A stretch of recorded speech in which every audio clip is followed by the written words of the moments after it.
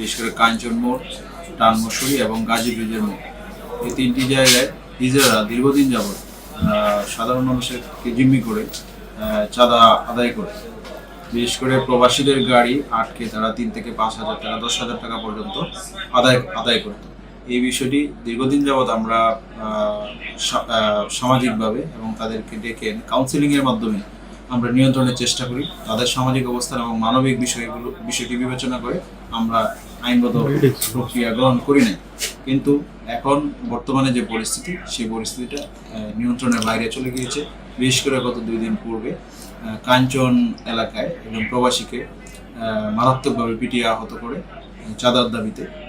এই বিষয়টি নজরে আসে ঊর্ধ্বতন কর্তৃপক্ষের নির্দেশে আজকে আমরা কাঞ্চন মোড় এলাকায় অভিযান পরিচালনা করি। হিজড়া সম্প্রদায়ের আমরা সর্বমোট 12 জনকে গ্রেপ্তার করি। তারা চাঁদা আদায় করছিল, এই বিষয়গুলোর ভিডিও আমাদের কাছে আছে, এবং চাঁদা দাবি করছিল এবং চাঁদা আদায় করছিল। এইরকম অভিযোগের প্রেক্ষিতে আমরা তাদেরকে গ্রেপ্তার করি এবং তাদের বিরুদ্ধে চাঁদা দাবি এবং চাঁদা আদায়ের মামলা রূপগঞ্জ থানায় রুজু হয়েছে এবং যথাযথ আইনি প্রক্রিয়া তাদেরকে বিজ্ঞ আদালতে প্রেরণ করা।